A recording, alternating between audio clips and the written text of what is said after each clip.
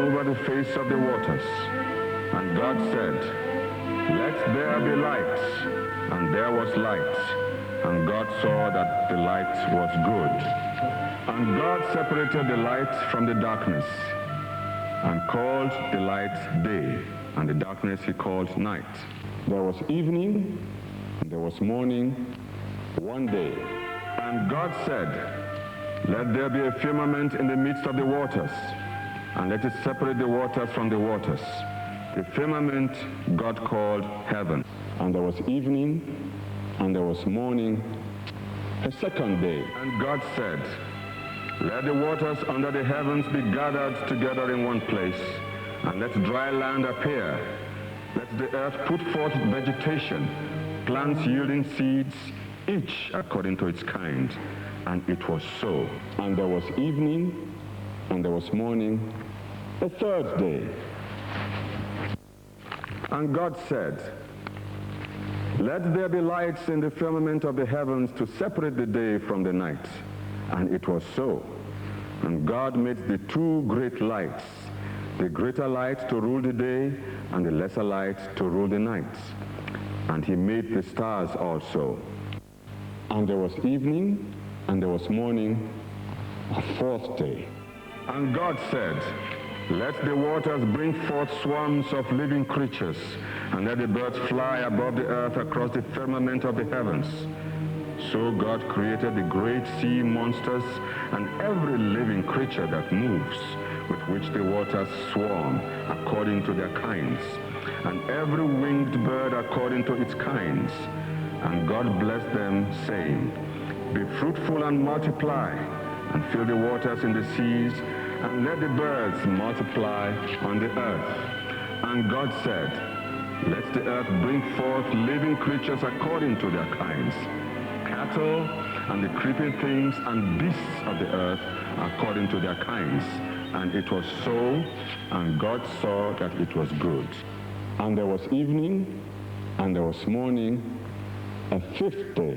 And God said, "Let us make man in our own image, and after our own likeness. Male and female he created them. And God blessed them, and God said to them, "Be fruitful and multiply, and fill the earth and subdue it, and have dominion over the sea, over the air, and over the earth."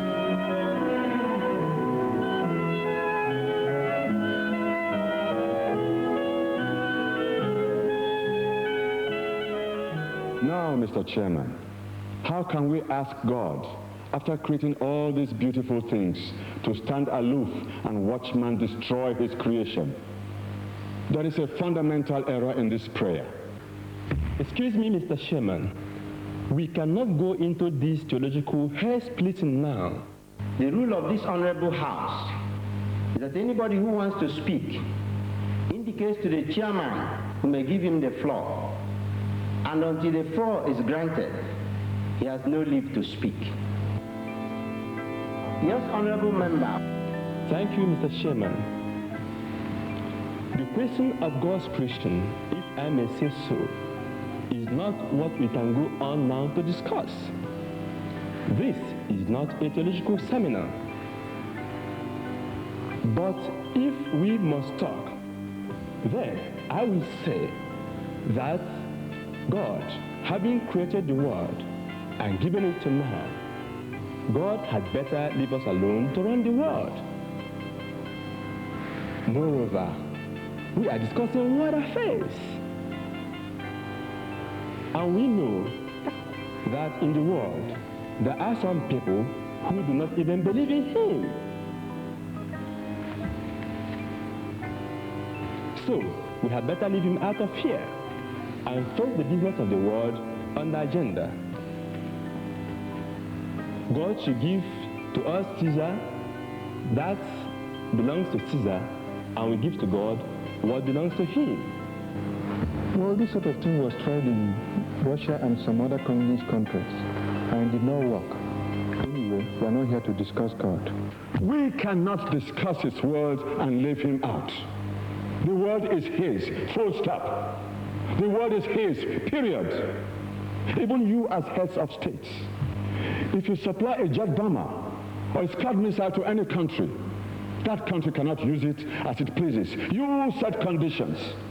And if that country does use it as it pleases, you proceed with a Patriot and destroy it. Well, I agree with you. Give to Caesar what is Caesar's, and give to God what belongs to God.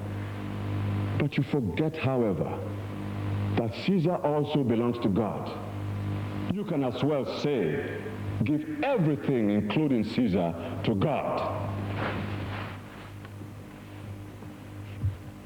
Honorable rulers, I can see that this question of God is diverting us to areas outside our agenda.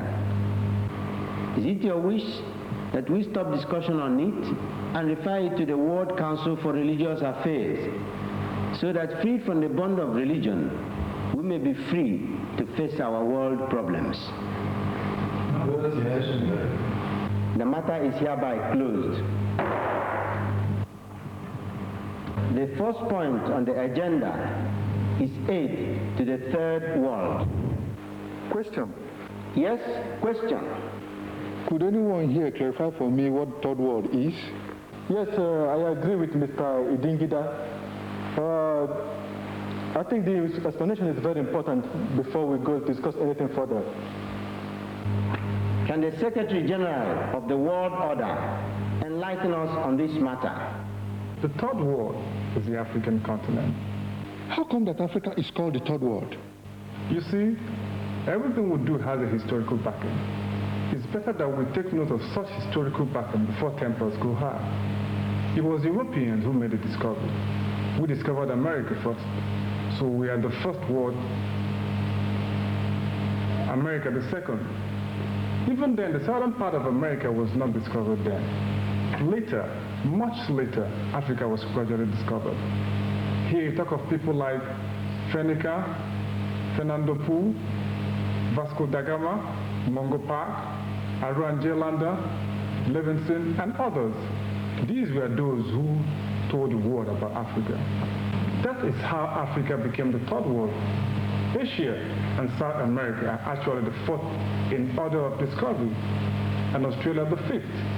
But since they are on the same level with Africa as undeveloped, or developing, or underdeveloped, we simplify all that by calling all of them the third world. By that, we make no discrimination in supply of aid to them. Who discovered whom first, Africa or Europe?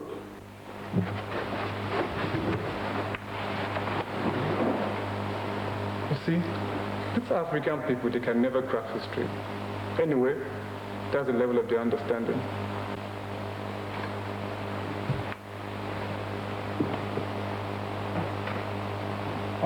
Yes, I can understand your question. These things are not always easy, even for our children in school. Now I'll take it again in a different way.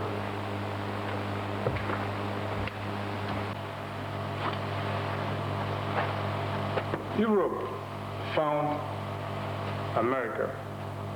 After that, Africa was discovered. So we have one Europe,